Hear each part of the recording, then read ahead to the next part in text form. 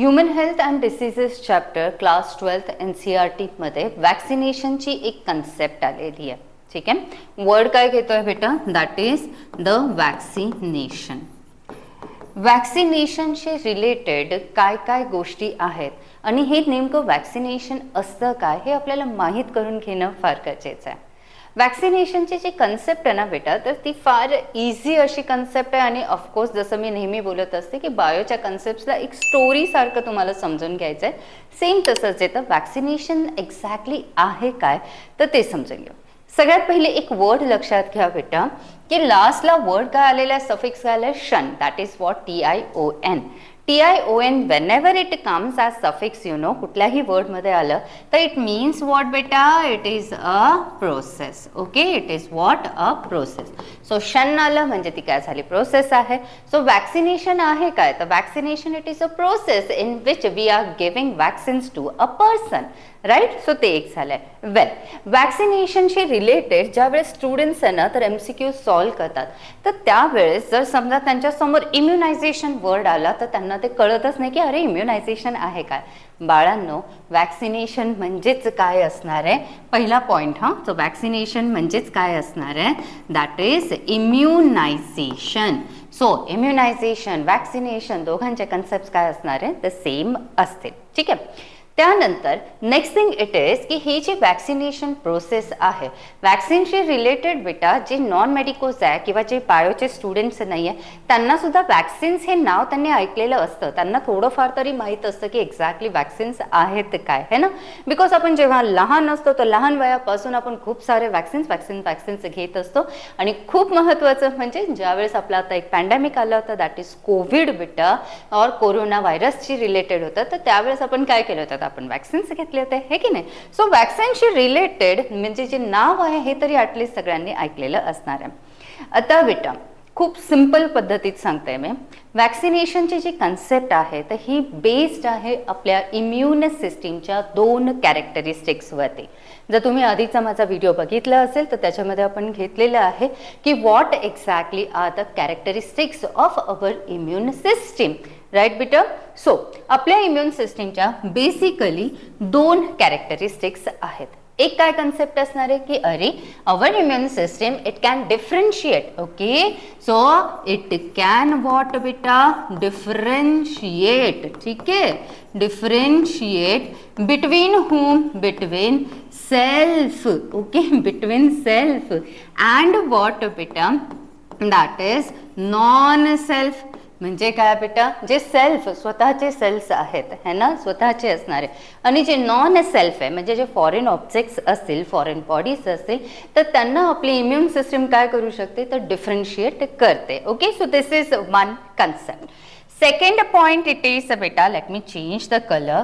So life कशी पाहिजे बेटा? आपली एकदम कलरफुल पाहिजे है ना. सो तसंच जे आहे तर बेटा here actually the second characteristic of immunization or immune system it is what ना, that it retains the memory of, retains what beta? The memory of previous exposure. Okay, लक्षात येत आहे. ह्या 2 जे आहेत कॅरेक्टरिस्टिक्स आपण ऑलरेडी मागच्या व्हिडिओमध्ये घेतलेल्या आहेत. सो ह्या 2 कॅरेक्टरिस्टिक्स असतात. एक की आपली इम्युन सिस्टीम जे आहे तर स्वतःचे सेल्स, फॉरेन सेल्स यांना डिफरन्शिएट करू शकते, पहिली गोष्ट. आणि दुसरी गोष्ट काय बेटा की आपली इम्युन सिस्टीम ज्या पण फॉरेन ऑब्जेक्ट असेल, even you can say the pathogens are there है ना, तर जे पण बॅक्टेरिया असेल, व्हायरस असेल, ज्यांच्या पण अगेन्स्ट तिने फाईट केलेलं असेल ना, तर त्या मेमरीला ती जे एक्सपोजर होतं, ती जी फायटिंग होती, तर त्याला ती आपली इम्युन सिस्टीम लक्षात ठेवते. म्हणून रिटेन्स द मेमरी हा वर्ड येत असतो. या 2 कॅरेक्टरिस्टिक्सवरती बेस्ड आपलं वॅक्सिनेशन असतं. आता बेटा ही एक गोष्ट तर झाली. दुसरी गोष्ट येते काय वॅक्सिनेशनशी रिलेटेड. तुम्ही ना थोडंसं आता इमॅजिन करा. सपोज की ज्या वेळेस म्हणजे प्रत्येकाला असा अनुभव आलेलाच असणार आहे की सपोज आपल्या घरात जर एखादं लहान बाळ असेल किंवा तुम्ही बघितलं असेल शेजारच्यांचं, ताईचं वगैरे वगैरे वगैरे जे काही असतील तर तुम्ही हे बघितलं असेल बेटा की जे 1 वर्षापर्यंतचे जे मुलं असतात, म्हणजे आपण पॅरेंट्स काय करतो you know, of course I am also a mother, तर आपण काय करत असतो यु नो की आपलं जे लेकरू असतं म्हणजे की जे पॅरेंट्स आहेत what they do you know, की एक तर ते जे आहे तर वॅक्सिनेशनसाठी म्हणजे एक इंजेक्शन असतं तर ते काहीतरी एक बॉक्स असतो तर तो घेतात, स्वतःच्या लेकराला घेतात, डॉक्टरकडे किंवा नर्सकडे जातात आणि तिथून ते जे इंजेक्शन आहे तर ते बाळाला टोचून घेतात. म्हणजे लक्षात येतं काय होतंय, म्हणजे आपणच इंजेक्शन विकत घ्यायचा, दुसरी गोष्ट आपणच डॉक्टरची फीस पण पे करायची आणि आपल्या लेकराला जे आहे तर ते इंजेक्शन द्यायचं, पण लेकरू रडतं आणि आईला जे आहे तर ते वाईट पण वाटतं आणि त्यानंतर लेकराला जे तर ताप येतो आणि मग ताप येण्यासाठी आपण परत जे येतं दुसरी मेडिसिन, त्याचं केअर करणं मुलाचं, आपण हे सगळं करतो. बाळांनो, जर आपल्याला त्या लेकराला रडून जर त्रास होतोय, पैसे खर्च करून आपण अजून त्याला इंजेक्शन देतोय, हे सगळ्या गोष्टी आपण कशासाठी करतोय यु नो, ह्या सगळ्याच्या गोष्टी आहेत, याला आपण वॅक्सिनेशन बोलतोय. So why we are doing all these processes you know, हे जे वॅक्सिनेशन आहे हे आपण का करतो आहे, याच्या मागे एकच कन्सेप्ट आहे.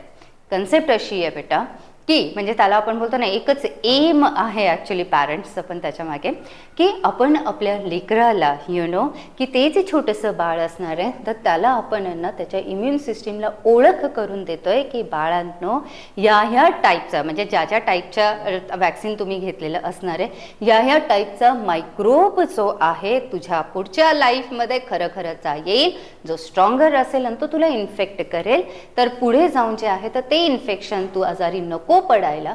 सो त्यामुळे जे आहे तर आपण हे वॅक्सिनेशन देत असतो. म्हणजे थोडं जे आहे तर हे जस्ट थोडंसं एक ट्राय केलं मी की तुम्हाला ते सांगायचं. एक्झॅक्टली काय असते ते सांगते. लिसन बेटा, first of all you know what, की ज्या वेळेस पण आपण वॅक्सिन तयार करतो कुठल्याही डिसीज, लिसन, प्रत्येक टाईपचे डिफरंट जे डिसीजेस आहेत त्यांच्या अगेन्स्ट डिफरंट आपल्याकडे वॅक्सिन्स असतात. ओके, तर हे एक लक्षात घ्या. सपोज फॉर एक्झाम्पल की एखादा डिसीज आपण घेतलेला आहे आणि त्याच्या अगेन्स्ट जे आहे, सपोज आपण जे आहे तर TB घेतलेला आहे, ट्युबरक्युलोसिस असेल, निमोनिया असेल, वेगवेगळे जे आहे तर असं इवन जे कोरोना आपलं जे आत्ता झालेलं होतं, कोविड झालं होतं त्याचे असणार आहे, हे की नाही. तर हे पर्टिक्युलर जे डिसीजेस आहे त्यांचे जे कॉझेटिव्ह ऑर्गॅनिझम्स आहे त्यांच्या अगेन्स्ट पर्टिक्युलर वॅक्सिन जे आहे तर ते बनवलं जातं आणि मग ते वॅक्सिन जे आहे तर त्या पर्सनला, मग तो लहान लेकरू असेल किंवा आपण असो कुणी असो, तर त्यांना ते वॅक्सिन्स दिले जात असतात. म्हणजे होतं काय, सगळ्यात पहिले when you are forming any vaccine, ठीक आहे, वॅक्सिन बनवण्यासाठी what things you are taking, सगळ्यात पहिले तर ते लक्षात ठेवा. सपोज फॉर एक्झाम्पल बेटा की एखादा जो वॅक्सिन, तुम्ही सपोज एखादा जो बॅक्टेरिया आहे, जस्ट एक एक्झाम्पल आय एम टेकिंग, एक पर्टिक्युलर बॅक्टेरिया आहे आणि हा पर्टिक्युलर बॅक्टेरिया एक पर्टिक्युलर कुठली तरी डिसीज कॉज करणार आहे, ठीक आहे. मग आपल्याला त्या डिसीजच्या अगेन्स्ट आपल्याला वॅक्सिन जर तयार करायचं असेल, राईट, तर मग त्यावेळेस आपण काय करू ना की सपोज आता इथे हा जो बॅक्टेरिया, तर बॅक्टेरियाशी रिलेटेड आपण कुठल्या गोष्टी घेऊ शकतो. एक तर तुम्ही जे आहे तर ह्या बॅक्टेरियाला त्याच्या किल्ड फॉर्ममध्ये घ्या, राईट, जो डेड असेल बॅक्टेरिया ते एक घेऊ शकतात. दुसरं आपण काय करणार आहे बेटा की हा जो लिव्हिंग बॅक्टेरिया असेल, या तर तुम्ही या बॅक्टेरियाला तुम्ही काय ठेवा बेटा, लिव्हिंग ठेवा, बट इट शुड बी हाव, है ना, लिव्हिंग असेल बट हा कसा असेल बेटा, वीकंड असणार आहे, ठीक आहे. बॅक्टेरिया कसा घ्यायचा आहे आपण, या तर लिव्हिंग घेऊ शकतो, पण लिव्हिंग जर तुम्ही घेणार आहात तर त्याला तुम्ही काय करायचं आहे बेटा, वीक करून ठेवायचं आहे, फर्स्ट थिंग. सेकंड थिंग, जर तुम्ही बॅक्टेरियाला जे आहे ते घेताय तर त्याला किल करून ठेवा. हे ऑप्शन्स सांगते मी वॅक्सिन बनवण्यासाठी. तिसरी गोष्ट जी आहे तर बॅक्टेरियाच्या याच्यामधले जे आपण आहे ना टॉक्झिन्स असतात, बॅक्टेरियाने सपोज जर काही टॉक्झिन्स सिक्रीट करत असतील तर त्या टॉक्झिन्सची टॉक्सिसिटी तुम्ही जर रिमूव्ह केली है ना, म्हणजे ते नॉन टॉक्सिक राहिले आता ते, so that also you can take. Means what बेटा, toxoids you can take. Word काय घ्यायचा आहे, टॉक्झॉइड्स वर्ड घ्यायचा आहे, that you can take. Or you can take any part of this bacteria. त्या बॅक्टेरियाच्या बॉडीमधला एखादा प्रोटीन असेल, काही असेल, so that also you can take. Okay, so protein etcetera काहीही तुम्ही घेऊ शकतात. कुणाचा बेटा? या बॅक्टेरियाचा. सपोज हा बॅक्टेरिया जे आहे तर ट्युबरक्युलोसिस कॉज करणारा बॅक्टेरियाचा. जस्ट एक एक्झाम्पल सांगते. सपोज हा बॅक्टेरिया जे आहे तर तो काय कॉज करणार आहे बेटा? टीबी आपण ज्याला बोलतोय, तर ट्युबरक्युलोसिस हा कॉज करणारा बॅक्टेरिया आहे. आणि टीबीच्या अगेन्स्ट जर आपल्याला वॅक्सिन बनवायचं असेल तर आपण काय करणार आहे, तर सरळ सरळ टीबी कॉझिंग जर बॅक्टेरिया असेल तर त्या बॅक्टेरियाचे काय करायचे, या कुठल्या तरी फॉर्ममध्ये त्या बॅक्टेरियाला आपल्याला घ्यायचं आहे. ठीक आहे, ते एक घेतलंय, कुठला तरी एखादा पार्ट घ्यायचा आहे. त्यानंतरचे येतं बेटा, तो जो काही पार्ट आपण घेतलेला आहे तर त्याला ऑफकोर्स जस्ट एक इमॅजिन करायचं. ठीक आहे, तर तो जो वॅक्सिन जे काही आपण आता घेतलेलं आहे बॅक्टेरियाचं, तर त्याला आपण वॅक्सिनच्या फॉर्ममध्ये, त्या इंजेक्शनच्या फॉर्ममध्ये आपण तयार केलेलं आहे. अँड आफ्टर दॅट जस्ट एक इमॅजिन करायचं, ते जे छोटंसं बाळ असेल किंवा कुणी असेल ना, ॲडल्ट पण घेत असतात ते इंजेक्शन, तर मग जे आहे तर जे सपोज आता लहान लेकरू आहे तर त्याला जेव्हा आपण ते इंजेक्शन देतो बेटा, ॲट दॅट टाइम आपण वॅक्सिनच्या फॉर्ममध्ये त्या लहान मुलाच्या ब्लडमध्ये काय एंट्री करतोय, इंजेक्शन देताना काय देतोय, तर तो जो बॅक्टेरिया आपण घेतलेला आहे या बॅक्टेरियाच्या ह्या सगळ्या गोष्टी देतोय. मे बी सपोज आपण ही सेकंड वाला जो पार्ट आहे हा घेतला असेल, मे बी टीबी कॉझिंग जो बॅक्टेरिया असेल बेटा तो आपण लिव्हिंग ठेवलेला आहे, पण तो आपण वीक करून ठेवला, वीकंड घेतलेला आहे. आणि तो बॅक्टेरिया त्या मुलाला आपण काय करतोय, इंजेक्शन देतोय. म्हणजे बॅक्टेरियाने कुठे एंट्री केली, त्या मुलाच्या इम्युन सिस्टीमने तर ऍक्च्युली बॉडीमध्ये एंट्री केली. आता कन्सेप्ट लक्षात घ्या, पुढे काय काय होणार आहे. सो ज्या वेळेस तो बॅक्टेरिया बेटा आपण जे तर इंजेक्शन दिलेलं आहे आणि कुठे एंट्री करते, त्या मुलाच्या ब्लडमध्ये एंट्री करेल, तर ऑफकोर्स बेटा ब्लडमध्ये ॲक्च्युली त्याची जी इम्युन सिस्टीम असेल, मुलाची जी इम्युन सिस्टीम असेल, तर ती ह्या बॅक्टेरियाला काय म्हणून कन्सिडर करणार आहे, ॲज अ फॉरेनर. काय म्हणून कन्सिडर करणार आहे बेटा, as a foreigner, foreign particle म्हणून कन्सिडर करणार आहे. And at that time he immune system लगेच काय होते, कुठले पण जर फॉरेन सेल्स बॉडीमध्ये आले तर इम्युन सिस्टीम काय होतं बेटा, इट बिकम्स ॲक्टिवेटेड. बराबर, ॲक्टिवेटेड होते. And Wien the immune system it becomes activated, at that time it secretes what, antibodies. काय सिक्रीट करेल बेटा, अँटीबॉडीज. कुणाच्या अगेन्स्ट अँटीबॉडीज सिक्रीट करते, अगेन्स्ट दिस जे तुम्ही जो बॅक्टेरिया टाकलेला आहे, हा जो फॉरेन सबस्टन्स आहे त्याच्या अगेन्स्ट अँटीबॉडीज ते सिक्रीट करणार आहे. ठीक आहे, मग पुढे काय होईल, पुढे काय नाही बेटा, हे जे अँटीबॉडीज आहे हे जे येतं हे जाऊन या बॅक्टेरियाला काय करतील, किल करतील. अँड दॅन ऑफकोर्स बेटा who will be the winner, of course आपली जी इम्युन सिस्टीम आहे, तर लहान मुलाची जी इम्युन सिस्टीम आहे तीच विनर असणार आहे. का, कारण ऑलरेडी हा जो बॅक्टेरिया टीबी कॉझिंग जो बॅक्टेरिया असेल तर तो आपण एकदम वीक करून टाकलेला आहे. आणि ऑफकोर्स बेटा सो आपण विनर कोण असणार आहे, आपली इम्युन सिस्टीम असेल. हे सगळं आपण प्रकार का केला, यासाठी बेटा की आपण आपली ही जी इम्युन सिस्टीम आहे, ठीक आहे, कलर चेंज करते, तर आपली ही जी इम्युन सिस्टीम आहे या इम्युन सिस्टीमला आपण ओळख करून देतोय की ह्या टाईपचा जो आहे तर बॅक्टेरिया हा आहे एन्व्हायरमेंटमध्ये प्रेझेंट आहे. त्या लहान लेकराला जेव्हा आपण जे तर हे म्हणजे त्याला आपण हे जे वॅक्सिनेशन देणार आहे त्या पर्टिक्युलर डिसीजच्या अगेन्स्ट, तर त्याला आपण त्या इम्युन सिस्टीमला लक्षात ठेवायला सांगतोय आपण. कारण या इम्युन सिस्टीममध्ये मेमरी सेल्स असतात आणि ते मेमरी सेल्स काय करतात, हे जे आपण इम्युनायझेशन केलेले, वॅक्सिनेशन केले त्यावेळेस जे काही रिॲक्शन होत आहे तर ह्या रिॲक्शनला ते मेमरी सेल्स काय करतात, लक्षात ठेवतात. आणि म्हणून जे आहे तर बेटा सेकंड टाइम आपण म्हणजे या इम्युन सिस्टीमला ओळख करून देतोय की असे बॅक्टेरिया असतो, जो तो मुलगा जेव्हा मोठा होईल तर त्यावेळेस जे आहे तर ऑफकोर्स नॅचरल इन्फेक्शन होण्याचे चान्सेस असतात. नॅचरल इन्फेक्शन म्हणजे खरंचा हा बॅक्टेरिया आता जे आहे तर बॉडीमध्ये येण्याचे चान्सेस असतात. मग समजा बेटा लहान मुलाला जे आता तुम्ही हे इंजेक्शन दिलेलं आहे म्हणजे वॅक्सिन दिलेलं आहे, त्याला जे आता त्याच्या इम्युन सिस्टीमला आपण ओळख करून दिली की अरे टीबी कॉझिंग असा पर्टिक्युलर बॅक्टेरिया असेल असं, ठीक आहे.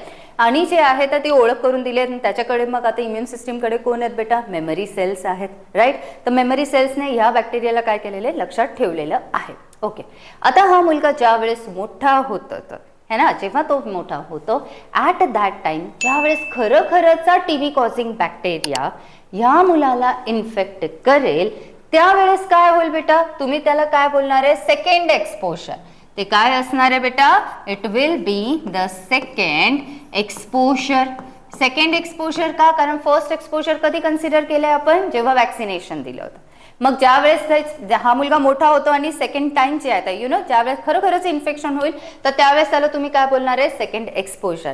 ॲट दॅट टाइम बेटा त्या मुलाच्या इम्युन सिस्टीममध्ये जे मेमरी सेल्स होते, मेमरी सेल्सचं काम काय असतं? मेमराईज करून ठेवायचं आहे, प्रिव्हियस एक्सपोजरला लक्षात ठेवायचं असतं, बरोबर? तर त्याच्यामध्ये जे मेमरी सेल्स होते हे ॲक्टिवेट होतात. मेमरी सेल्सला लक्षात येतं की अरे तो जो पर्टिक्युलर बॅक्टेरिया होता तो ऑलरेडी येऊन गेलेला होता, वॅक्सिनच्या फॉर्ममध्ये का असे ना आलेला होता. अँड सो बेटा याचा फायदा आता इथे होणार आहे. कसं असतं, कुठलीही गोष्ट ज्यावेळेस आपण फर्स्ट टाइम करतो त्यावेळेस ती खूप लेट होते, म्हणजे की खूप स्लो होते, टाइम टेकिंग असते, अवघड होते कुठलीही गोष्ट. म्हणजे आता हा लेक्चर आहे, पहिल्यांदा तुम्ही वॅक्सिनेशन तुम्ही जर रीड कराल किंवा हा लेक्चर बघाल तर तुम्हाला थोडंसं अवघड जाईल, इट विल बी थोडासा टाइम टेकिंग असणार आहे, राईट? पण ज्यावेळेस तुम्ही सेम गोष्ट सेकंड टाइम तुम्ही रीड करायला जाता तर ती पटकन होत असते. सिमिलरली इथे पण तेच आहे बेटा, वॅक्सिन्स जे आहे तर त्या वॅक्सिनच्या थ्रू आपण फर्स्ट एक्सपोजर घेतलेले आहे त्या बॅक्टेरियाच्या अगेन्स्ट. आता आपण काय करतोय, खरोखरच त्याचा बॅक्टेरिया आला तर हे त्याचं सेकंड एक्सपोजर असणार आहे. आणि सेकंड टाइम कुठलीही गोष्ट मी काय बोलले बेटा, ते स्ट्रॉंग असते आणि पटकन होत असते, क्विक होत असते. सो हा जेव्हा सेकंड टाइम म्हणजे की खरोखरच ज्या वेळेस इन्फेक्शन होईल ॲट दॅट टाइम जे मेमरी सेल्स आहेत ते ॲक्टिवेट होतील, इम्युन सिस्टीम ॲक्टिवेट होईल आणि इम्युन सिस्टीम जे आहे तर हा जो खरोखरचा बॅक्टेरिया आता आलेला आहे त्याच्या अगेन्स्ट जे रिॲक्ट करेल. So how it will be बेटा, that reaction it will be very strong and it will be very fast. ठीक आहे. सो रिस्पॉन्स कसा असणार आहे बेटा, सेकंड टाइम म्हणजे खरोखरच ज्या वेळेस जे तर इन्फेक्शन होईल तर त्यावेळेस इम्युन सिस्टीम काय करणार आहे, रिॲक्ट करताना व्हेरी फास्ट करेल रिॲक्ट आणि जे आहे तर very strongly. And of course as it is you know it is working very strongly. So of course बेटा सेकंड टाइम जरी हा बॅक्टेरिया आला असेल तर तो जो पर्सन आहे त्याला टीबी होणार नाही. आलं बेटा लक्षात? सो या प्रकारे असं जे आहे यु नो वॅक्सिनेशनच्या मागची जी कन्सेप्ट आहे तर हे दोन जे कॅरेक्टरिस्टिक्स आहेत इम्युन सिस्टीमच्या त्याच्यावरतीच बेस्ड आहे. So just as a story आहे, तुम्ही इमॅजिन करा, बाकी मग त्याच्यामध्ये काहीच नाही आहे. Okay, thank you.